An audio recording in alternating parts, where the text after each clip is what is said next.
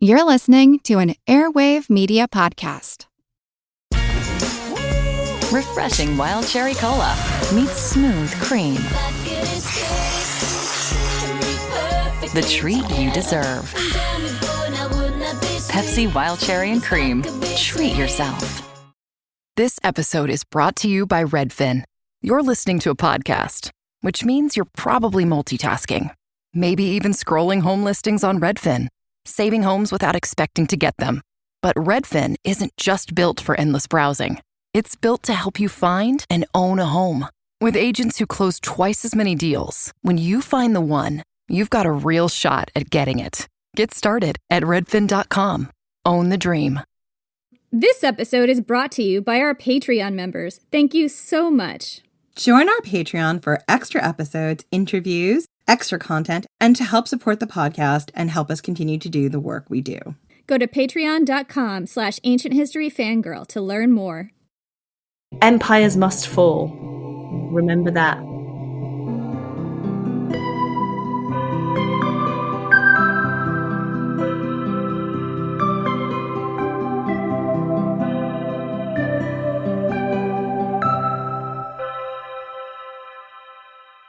I'm Jenny Williamson. And I'm Jen McMenemy.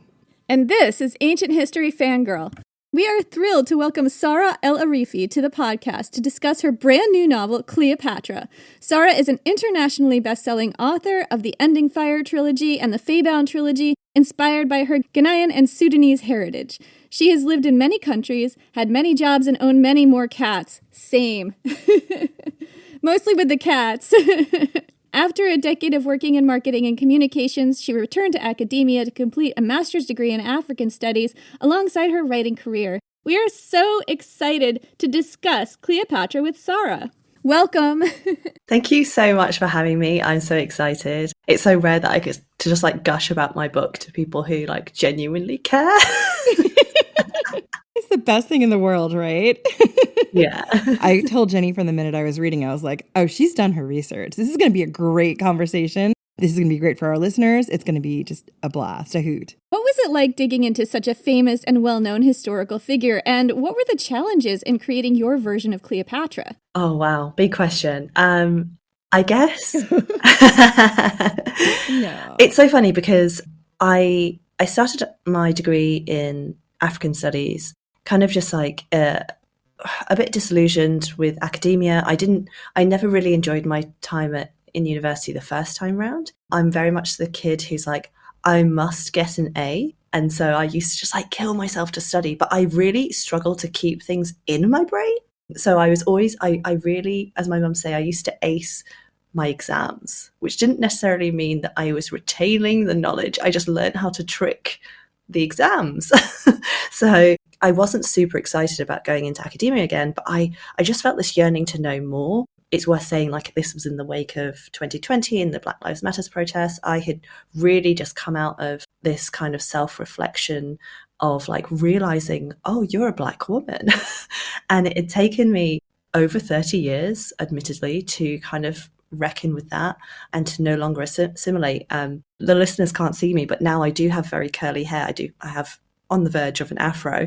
But back then I had straight blonde hair, and I'd had straight hair since my mum started relaxing it. When my earliest memories is sitting beneath the really thick straightening solution that was stinging my eyes because, we had to assimilate. That was the way that she was taught how to do it, and that was the way that I was raised. And so I had this reckoning with myself. I was I want to learn more about the cultures that I'm from. I want to learn more about the continent. I understand that, even though I was raised in the Middle East, I still had the British curriculum. So I was taught things in a very specific way, especially when it came to ancient civilizations as well. And I wanted to unlearn that. Now, unfortunately, going into the systemic field of academia, you're still part of the problem. But I think SOAS University, where I was in London, I'm really just try and buck the trend as much as it can. And I met some incredible lecturers and students, but I didn't really know what I was looking for. I knew that I wanted to write a book about Cleopatra, and I thought I knew exactly who she was. In my head, I was yeah, I doubt that she did all the things that Shakespeare said she did. I doubt that she looked like Elizabeth Taylor. I had these things of who she wasn't and who she was. And then when I sat down to start reading the ancient sources, I was like, I know nothing, but neither does anyone else. That was the thing that shocked me the most, was like how little remains of anything to really do with Cleopatra. Is so baffling to me. Like to this day, I'm sitting there and I'm trying to cite the sources that I used. And yes, okay, I used, hundreds, thousands of sources. But a lot of the time it was a sentence from here.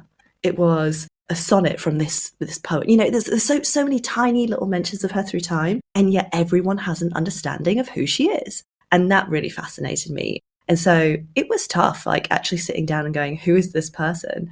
And luckily I do lie for a living. So I was able to conjure this story and it came to me so easily. So yes, it was difficult, but at the same time, I loved like filling in the silence, filling in those gaps that we don't actually have in history. I just wrote a historical fiction romance novel too about somebody that is like not very well known in the sources, but I think there are some assumptions about who that person was. So you're kind of like working in between like what people are going to bring to the text thinking that they know and what you know and what you don't know, but you filled in, and it's just really interesting to find that like, who is that person in the gaps there? Yeah.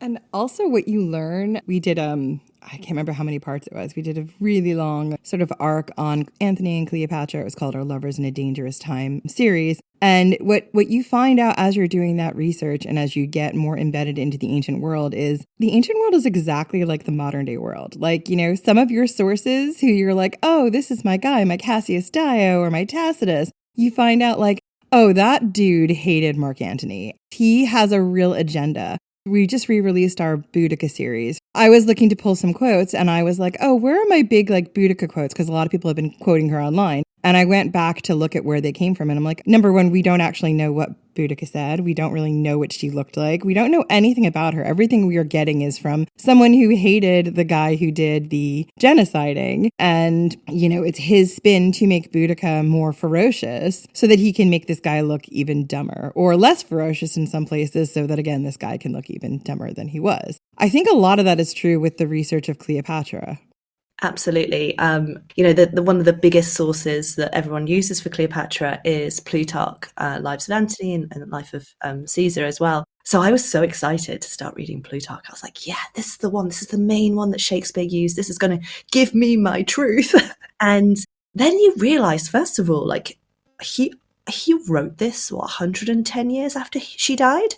I'm like, okay, so he knows nothing. And then we know that he used his grandfather as a source. We know that he used Dellius, who defected from Mark Antony's army. So we know that one of his sources, his main source for Antony, was someone who hated him. Also, he must have been so old when he last spoke to him, or it must have been his son or someone, because I don't know, I just started to go, oh, okay, we really know nothing. And what we do know is basically court gossip. And when I was able to reframe what we're revering this as history, but actually, was this not just their Kardashians? Was this not their traitors? Like they enjoyed these books because it was salacious and we're like, oh, it's fantastic ancient source history, but actually it was their Kardashians. And so when I started approaching history in that way, I could play around with it so much. Yeah, like you remember like, oh wait, Plutarch wasn't necessarily held to a standard of truth here. And my favorite is one of the things that Jenny discovered about Plutarch, which was flying ointment, which is what changed my view of Plutarch forever. This sounds so interesting. Plutarch is wild. He's wild. I was doing an episode about poison and he discussed this thing called flying ointment, which was an ointment that had all kinds of interesting drugs in it. And when you put it on your skin, you feel like you're flying. It was dangerous. It could kill you. It would appear in these sort of fables and stories about women turning into birds and witches and women flying around and stuff like that. Like they could actually fly. So it was like an ointment used in this sort of toxicology, witchcraft practice. Plutarch gives us some of the wildest descriptions of things in ancient history, in my opinion. Whenever I know that he's the main source, I'm like, okay, I gotta buckle up for this. Was he on the flying ointment? Was he? Probably. Yeah, and it sounds like LSD, honestly, like it. Kind of. So I had this really strange relationship with the sources because I had this moment of like, oh, I've paid to do this master's degree, and actually, there's not much here. Actually, they're all catty girls at the lunch table. Yeah, exactly. I think there's a real tendency to be like, well, if somebody wrote it down in ancient times, it's true. Yeah, yes. And that's a huge thing. Like that actually was what I was going to say earlier. Like my understanding of history and truth was fundamentally altered. You know, you're raised in school that history is the sacred collection of truth, although you have the other side of it, and it's where people are like, you know, it's only told by the victors. But there's so much more nuance to that. Like everything we read about history is politically motivated and it has a narrative. It is just as fiction as the books I write, because you can't write history without having a narrative. And how do you hold that truth? How do you replicate that truth through writing or film or whatever? It's always going to have a narrative. It's how, you know, people say, well, what about video? Well, how would you zoom in, or how do you use that lens? Like it's so hard to really hold truth once it's passed.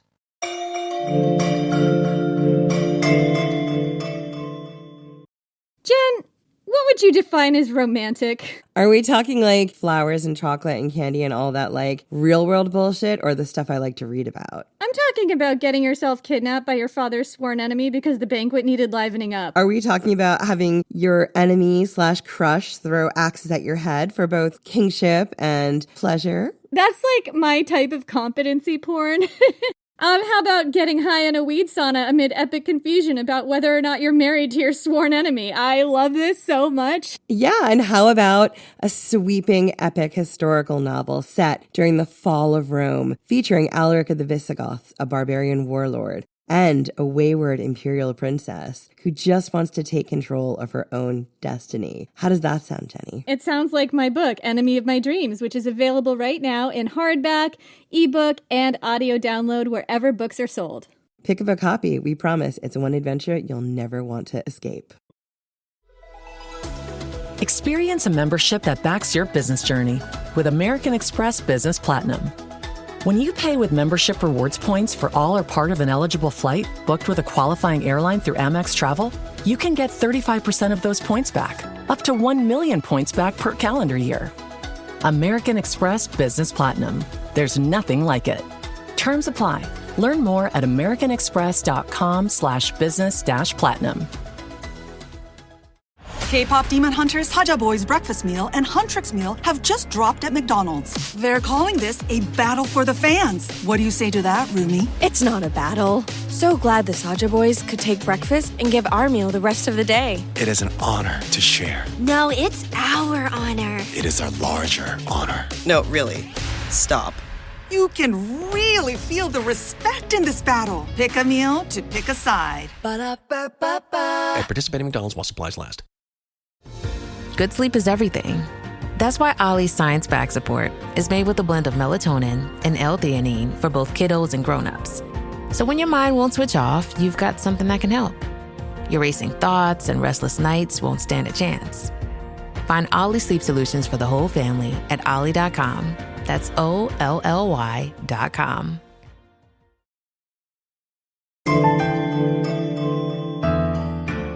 So we've discussed that facts are questionable, but what was the most interesting, I suppose, fact about Cleopatra that you uncovered in your research? Yeah. One of my favorite random sources that I really enjoyed, I think it was 1608, two German students discovered letters written between Cleopatra and Mark Antony. Spoiler alert, they were fake. And in one of these letters, it said that she had slept with 106 men in one evening. And what I just loved about this as well was that they were just like selling this little novel or pamphlet at Frankfurt Book Fair. And I just thought that's just so ridiculous, like how publishing was still so embroiled in this scandal back then. And that, you know, that story, people believed those letters for a really long time. I just think that really shows how Cleopatra has actually been screwed over by history so many times. Absolutely. I mean, that sounds like not physically possible, but okay. Not physically possible, right? Yeah. It reminds me very much of the Messalina. Gilded nipples. Gilded nipples, like taking on a sex worker in the palace. Like, well, Claudius was a way to see who could service the most. I don't know if you found this also, Saara, but like in the ancient sources, so many people turned the imperial palace into a brothel. Like, it's just a thing that seemed to happen a lot.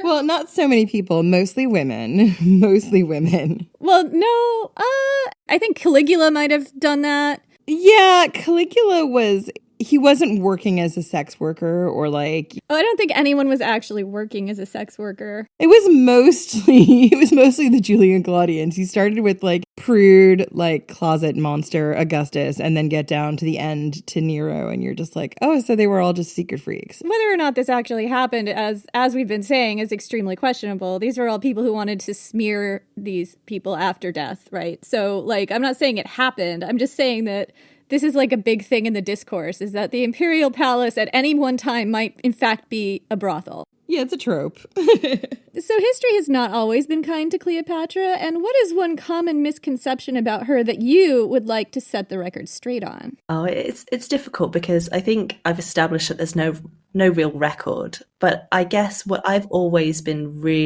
what I've just really been frustrated by is this obsession with Caesar and Antonius.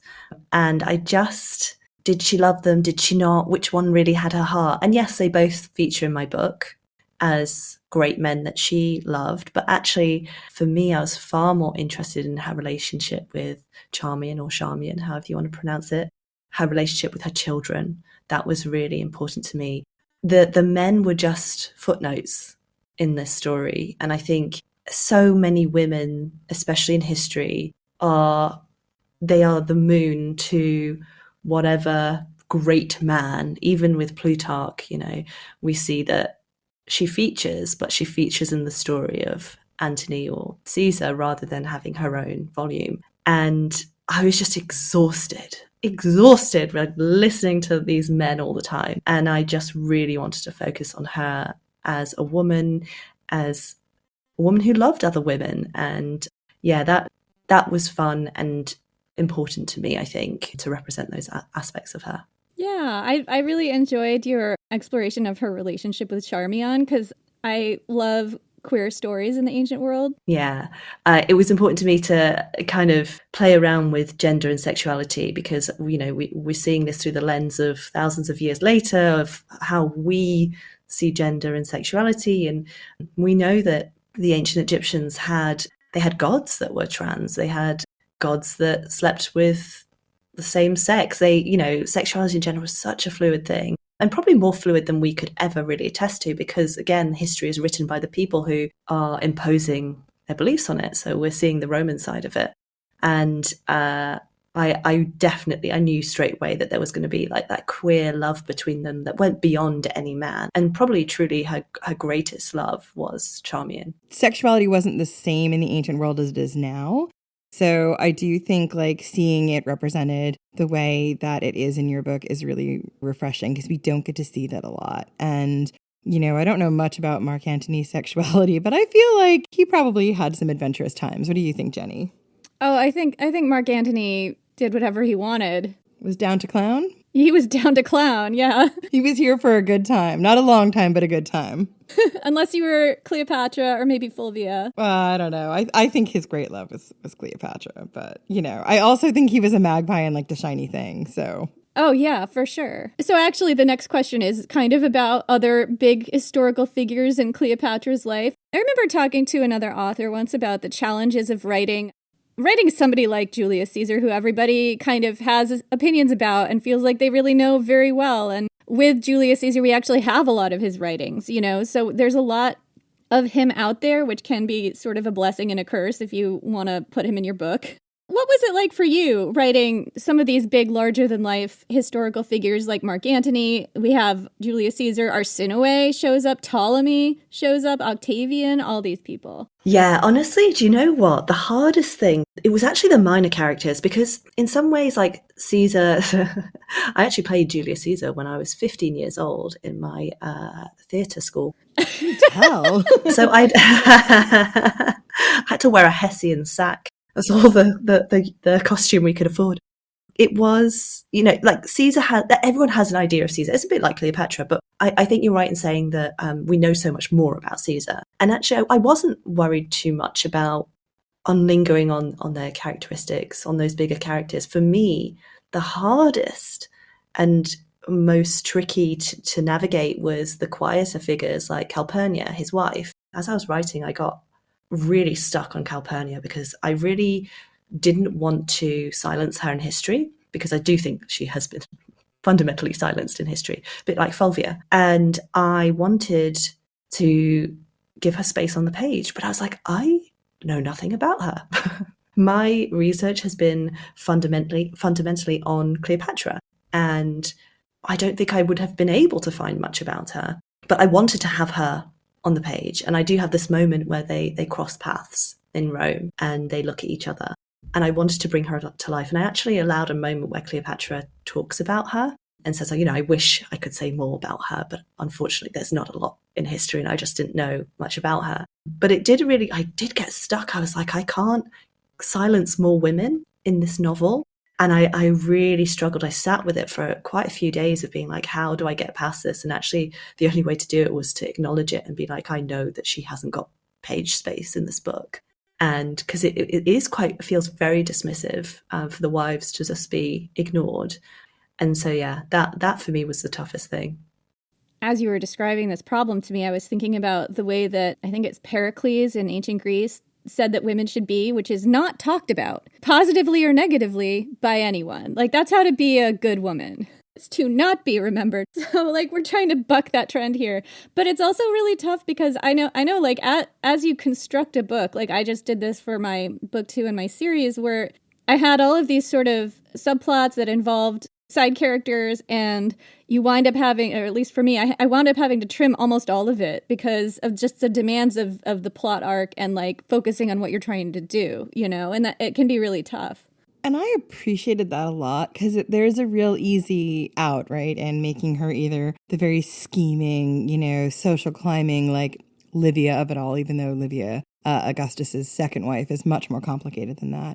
Or making her long-suffering, or like those are the two easiest. There are much more faceted and nuanced lenses that you could have gone down if this was a book about her, but it's not. And I appreciate you letting us kind of engage in what her story could be and why she made the choices she made and why she wound up with Julius Caesar and what was so charismatic or whatever advantageous about being with him. Like, that's a whole nother rabbit hole to dive down one day. And you leave that open for us by not telling us, oh, well, she was a this or a that. Yeah, it's really hard. I was holding myself to such a high standard when I was trying to write this novel, and I'd spent so many years researching. And when I sat down to write, I was like, okay, you've got all this research, but actually you don't know anything that you need to know to write this. And because I was trying to really truly write this as a queer Black feminist, that was the lens in which I was trying to write. I had to take times where I was like, actually, I can't do that with Calpurnia. I can't write another book about her within this book as much as I'd want to. And maybe one day that she'll be a side story I explore. But yeah, I wanted to have as many women's voices heard as possible. The bar can be so high that we set for ourselves. I think for me, writing my books, I am also a feminist. I want to espouse my own values in this book and everything. And sometimes it's just I don't know, a friend of mine told me one time when I was trying to explain, I don't know, is this a feminist romance novel? I'm not sure. And she's like, just write it because you won't be able to help it. That's just what you are. Exactly. It's in you. Yeah. And I try and question, when I get stuck in these loopholes of how do I answer this question? I want to do as well as I can by Calpurnia, and I got stuck. I was like, well, what would a mediocre white man do? Oh my God, I say that all the time. Try to have the confidence of a mediocre white man. That's my constant thing. Exactly. Yeah. Exactly. And then sometimes I'm like, he would not have thought twice about Calpurnia.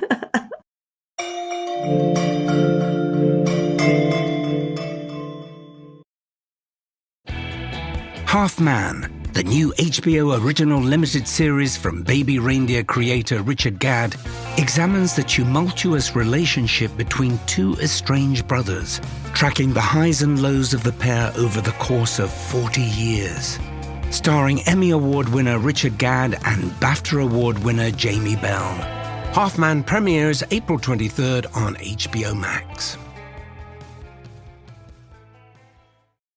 You tell yourself, no one wants your college-era band tees. But on Depop, people are searching for exactly what you've got. You once paid a small fortune for them at merch stands. Now, a teenager who calls them vintage will offer that same small fortune back. Sell them easily on Depop. Just snap a few photos, and we'll take care of the rest. Who knew your questionable music taste would be a money-making machine? Your style can make you cash.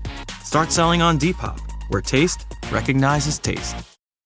With Plan B emergency contraception, we're in control of our future. It's backup birth control you take after unprotected sex that helps prevent pregnancy before it starts. It works by temporarily delaying ovulation, and it won't impact your future fertility. Plan B is available in all 50 U.S. states at all major retailers near you, with no ID, prescription, or age requirement needed. Together, we've got this. Follow Plan B on Insta at Plan B One Step to learn more. Use as directed.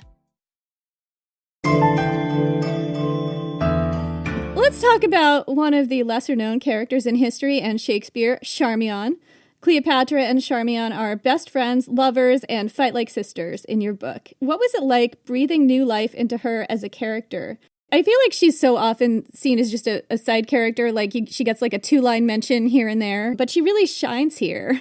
Yeah, and I feel like, and this is maybe my prejudice of like Shakespeare in general, to me, she's always that sort of dumpy old maid played by a dude. And that, again, that could be just my understanding of how this role would have been played by Shakespeare, and also confusing her with the nurse in Romeo and Juliet. Well, everybody would have been played by a dude in Shakespeare, so there's that. Yeah. And so to see her be this vibrant, lively, beautiful woman who's at Cleopatra's side since pretty much the beginning, it was so refreshing to me and made more sense with who she would have been in general. I'm just going to throw this in before we go any further, because I realized what I said earlier sounded really harsh about dumpy, larger women. I am a larger woman, and I just mean it's a comedic stereotype they use. All of us, including me, are thick and lovely, and there is nothing wrong with us. And I just want to make that very clear that I wasn't disparaging us. Yes. Thick women for the win. Yeah, let's talk about that great love affair, that enduring love between the two of them, because I do think that is the central heart of the book, right? Yeah. So one of the things I was really struggling with when I was creating Cleopatra was how to bring her humanity to life. And when you have, nothing regarding source material, I was like, well, how would I do that if it was just one of my fiction books? And I was always going to focus on one of her handmaids, and I decided to use Charmian. And very naturally, it came to me that they, were queer lovers. Their love had just continued. It hadn't fizzled out. It wasn't that they were no longer attracted to each other. It's just that they were almost one. And I was really fascinated by having that dynamic there throughout her life. Not just being the voice of reason, because Charmian has faults of her own, but also just so a part of her that her own like Cleopatra's children are also hers. So when the moment comes for her death, that she feels that there is someone who is there to look after them, that there is actually another mother there. And so I loved just bringing her to life and having, the moment of the assassin's blade. So Charmian nearly dies for Cleopatra, which is obviously a very fabricated story that I've created. And I truly just wanted to show this unending love between them and make it the focal point, because I was trying to buck against just making this a book about Antonius and Caesar. I wanted that constant, that love that's always there. And they bicker and they fight and they have their problems, but they are essentially one person, one being as well. That was my goal, and I think I accomplished it. Yeah, I think it's really fun to see her as like Cleopatra's true life partner, you know, because she is so often linked with these other men. And yeah, there is huge debate about who is the one she loved the most. Exactly. And I'm like, well, actually, it was the handmaid. It's a great answer, really. Yeah, I'm so glad you said that, because that was what I was trying to do. And I wanted, you know, Charmian in Plutarch's version was there at the end when Cleopatra died, and I wasn't going to do that. And I'm not going to ruin the story, but there was a moment when I was like, okay, actually, she is going to be there. I am going to have her there. This moment is going to happen this way. That is probably the greatest grief of the book for me, is that moment where Charmian dies. So yeah, it was going to be always the core is their love. And I'm so glad that people are taking that away. Yeah, it's got big Song of Achilles feels to me. And I do think with the retellings we've had, you know, it's been a while since we've had one like this that gives me those feels. I've had a few of the retellings recently that I've read that have really like wowed me. This one, I Medusa destroyed me. It just blew my mind. Yeah, this is one of the ones that I know now will be one of my top books of 2026. So, yeah. So, Cleopatra lived through some perilous times. Which one did you look forward to researching in terms of just events in her life? And what did you learn about this time that has really stuck with you? The opulence of it all, I guess. I was really fascinated. I can't for the life of me remember the exact numbers, but I think it was like 20,000 gallons. I'm trying to remember who said it. One of the ancient sources of 20,000 gallons of wine poured through the streets. And I just remember thinking, God, this is just opulence on another level. And so I was constantly thinking about and looking forward to researching those elements, the tigers that she had with her, the lion cubs that she had with her, the fig trees that they sent from southern Egypt, and just the crazy opulence was always really exciting for me, just from the fantasy side. You know, being a fantasy writer and world building is something that's really, you know, natural to me. And I couldn't wait to like bring that to life with all these smaller details. And going to Egypt and just being amongst it was also really amazing. And just imagining, okay, well, this is white now, but it was gold foiled at one stage. You know, imagining those things was really amazing. The colors. Yeah.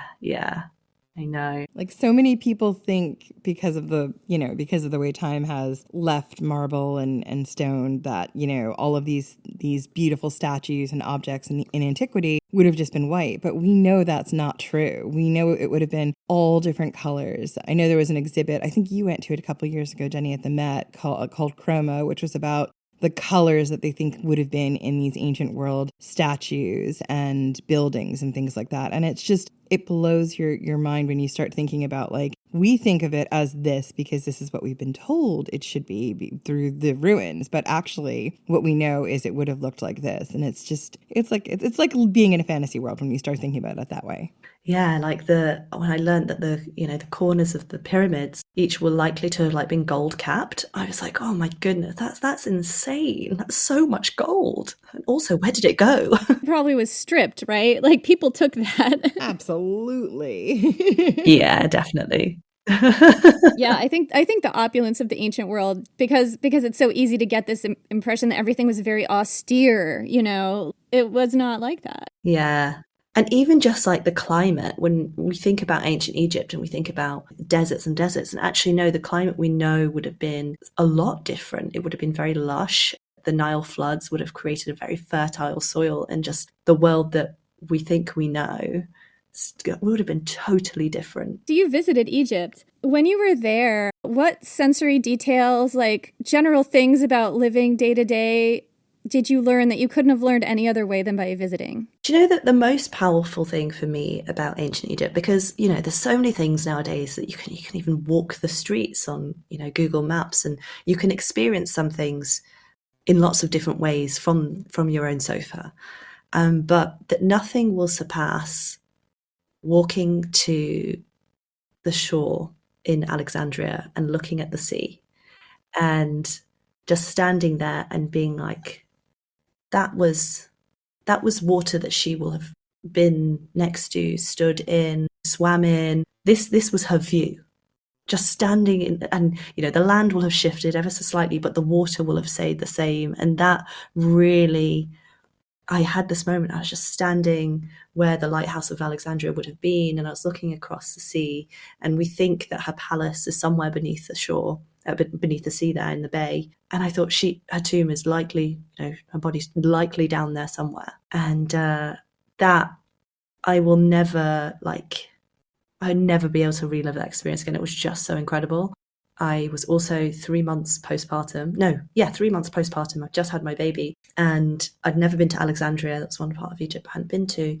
And it will really stay with me, that experience. And just standing there, and, you know, your body's also pumped full of lots of different hormones, and you're experiencing a whole new world yourself. But there I was, just standing there and looking out, and I was like, she's there somewhere. She's there somewhere. I went back through after, because I'd already written the novel by this point. I went back through and I added some, I think there's a scene where she's on the boat with her father and she's touching the water, and she's saying, you know, our blood is within the water. And that all came from that moment, standing just on the shore and looking out. And there were moments like that I would never have been able to capture from my sofa, never. So my father was Sudanese and raised in Sudan, so, which we know a lot of Sudan was part of ancient Egypt. And he always, you know, would take us to the pyramids and talk about the pyramids. And so I'd had experiences of ancient worlds and ancient pyramids, but to be in Alexandria specifically was something else entirely. Yeah, it was amazing. I always think about Alexandria. I've never been there. I would love to go. But, you know, she and Mark Antony wandered around and pretended to be regular people sometimes. Like, that was like their favorite game. And I just kind of think about what would it be like to go back to Alexandria as it was and like have Cleopatra show me around. Like, where's her favorite like snack stall, you know? I know. Oh my goodness. I loved writing about the food. Everything was stuffed back then. You'd have like a duck and it'd be stuffed with figs, and like everything was stuffed. Like, stuffed with figs? How do we even get figs in America? Give them to me. I think it's like a different food landscape, you know, where it's like food inside other food. That is the most luxurious thing I can think of. Yeah. It was funny. I did a lot of research around food, and, you know, the smaller details are actually what I struggled with the most, because you sit down, you have all the larger vision of her world and her vision of her stories and what she did and the beats of the story. But then you sit down and you're like, okay, she lit a candle. Were there candles? Hang on. Were there candles? And then like every single thing. Would it be candles or would it be oil lamps? Well, it was likely rushlights. What is a rushlight? It's like made out of reeds and tallow. So it's ultimately a candle. With rush as the wick, kind of, right? Yeah, yeah. And then there was just like moments where you're like, and then she had some honey. And then you're like, hang on, did they cultivate honey back then? And it's just like things like that. You just really have to think about every single thing. Or, you know, what did their shoes look like? What were their shoes made out of? What, you know, and that was the hardest bit. It was like, oh my goodness. It's so hard. Like, for me, it was pockets. Nobody had pockets. Like, there were no pockets. But they did have stuff. Well, if you did have stuff, you had to put it in a little bag that you carried on your belt or something. Like, you have to really think about, if they have an object, where are they keeping that object? How are they carrying that object? I remember when I was doing research into Dionysus, my favorite, who I will one day finish my book on. But one of the interesting things was trying to figure out how old wine was and how old like intoxication was. And I remember like trying to like parse through all this research of like, when exactly did they figure out that you could ferment fruit and get drunk on it? And did mead come first? Did they realize like you could do this with honey? And it's one of those things where you're trying to figure out like how it all works. And I feel like in the ancient world, like we don't know. We don't know. Like someone's like, oh, it happened here first. And I know like, I think like honey is much, much older and cultivated much, much older than we think. And also I was like, in ancient Egypt, they definitely had beer. Yeah, they did. I think we have remains of sourdough from ancient Egypt as well. And it's like you said at the beginning, like it is so far away. Like the civilization is so different, but at the same time, they got drunk just like us. They got drunk. They hated their boss. They hated the people in charge. They wanted more vacation days. They skipped work because they were hungover.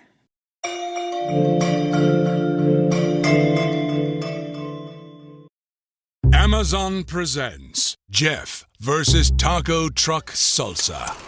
Whether it's Verde, Roja, or the orange one. For Jeff, trying any salsa is like playing Russian roulette with a flamethrower. Luckily, Jeff saved with Amazon and stocked up on antacids, ginger tea, and milk. Habanero? More like habanero, yes. Save the everyday with Amazon. Chronic migraine is 15 or more headache days a month, each lasting 4 hours or more. Botox, onabotulinum toxin A, prevents headaches in adults with chronic migraine before they start. It's not for those with 14 or fewer headache days a month. It prevents on average 8 to 9 headache days a month versus 6 to 7 for placebo. Prescription Botox is injected by your doctor. Effects of Botox may spread hours to weeks after injection, causing serious symptoms. Alert your doctor right away, as difficulty swallowing, speaking, breathing, eye problems, or muscle weakness can be signs of a life-threatening condition. Patients with these conditions before injection are at highest risk. Side effects may include allergic reactions, neck and injection site pain, fatigue, and headache. Allergic reactions can include rash, welts, asthma symptoms, and dizziness. Don't receive Botox if there's a skin infection. Tell your doctor your medical history, muscle or nerve conditions, including ALS, Lou Gehrig's disease, myasthenia gravis, or Lambert-Eaton syndrome, and medications, including botulinum toxins, as these may increase the risk of serious side effects. Why wait? Ask your doctor, visit BotoxChronicMigraine.com, or call 1-800-44-BOTOX to learn more. If you've got spring fever, Lowe's has the cure. During SpringFest, make your landscape stand out with 3 free bags of Miracle-Gro 3/4 cubic foot garden soil when you buy 3. Plus, get up to 40% off select major appliances to keep clothes, food, and dishes fresh all season long. Our best lineup is here at Lowe's. Valid through 4/22 while supplies last. Selection varies by location. See Lowe's.com for details. Soil offer excludes Alaska and Hawaii.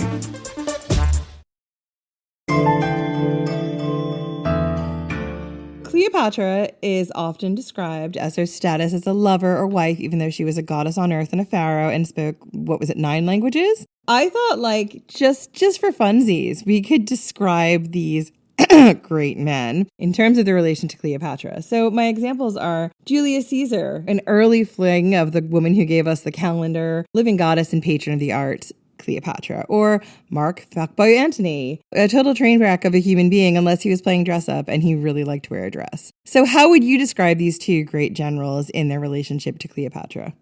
Oh, fuckboy for Mark Antony is correct. Oh yeah, I can't say it any other way. I also do Mark can't count past 5, Antony. Julius Caesar gave us that intel, remember? He's like, oh, Mark Antony can't count past 5. And, that's in our Julius Caesar arc that was 13 episodes and that became haunted.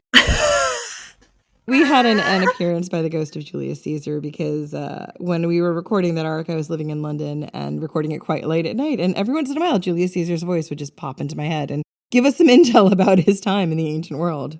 He's kind of a blowhard. Anyway. Oh, I don't like that. I don't like that. He's very complimentary at Cleopatra, though. I bet. Oh, well, Caesar was really just a creepy old man towards Cleopatra. Well, he was 50-something when they met, right? Yeah, and she was 21. Yeah, a creepy old man. So that's not really the route that I went down with Caesar. I wanted to find some, maybe let's say dignity, not dignity, but integrity for Cleopatra within her relationships. And the way that I kind of positioned them was, and the easiest way for me as well when I was thinking about them in my head was Caesar was like the rain.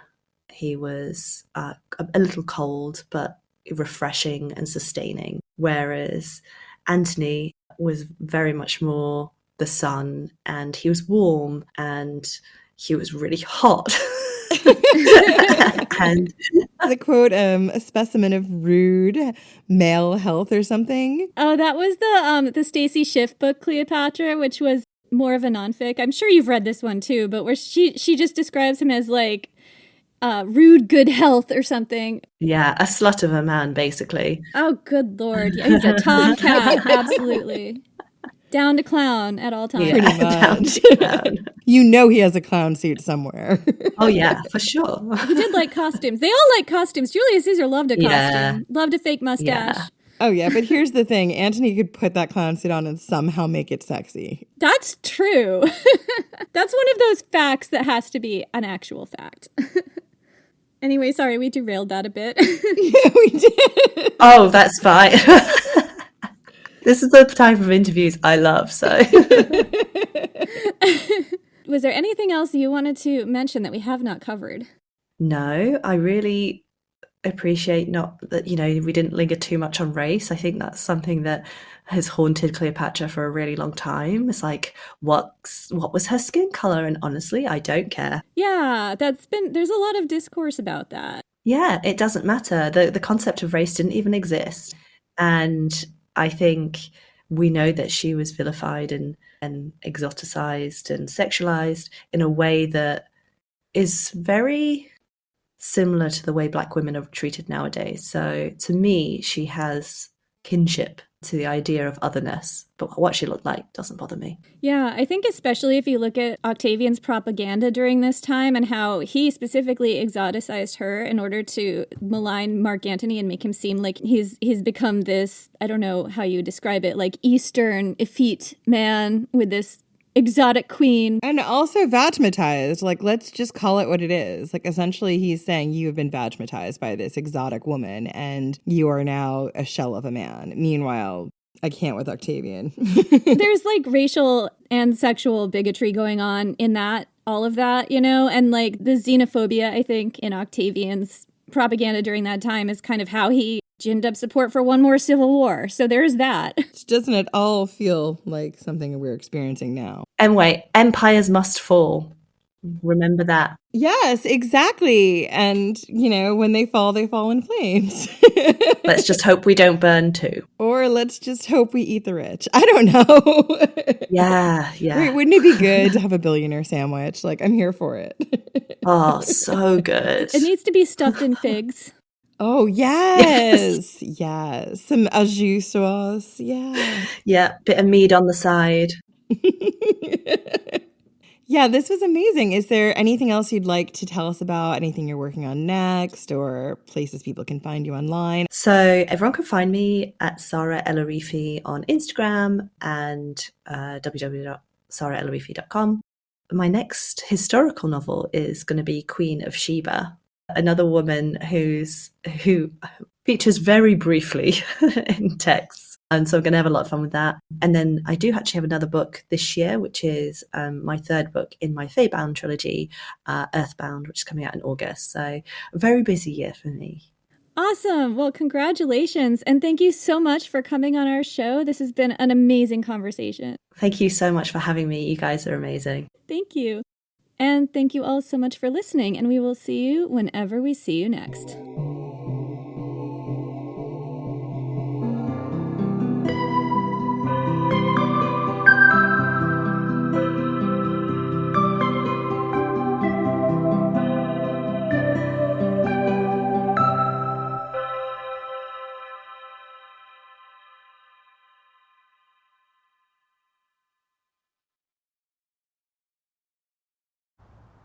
Hey, sweetie, your mother showed me this Carvana thing for selling the car. I'm gonna give it a try. Wish me luck. Me again. I put in the license plate. It gave me an offer. Unbelievable. Okay, I accepted the offer. They're picking it up Tuesday from the driveway. I haven't even left my chair. It's done. The car's gone. I'm holding a check. Anyway, Carvana, give it a whirl. Love ya. So good, you'll want to leave a voicemail about it. Sell your car today on Carvana. Pickup fees may apply.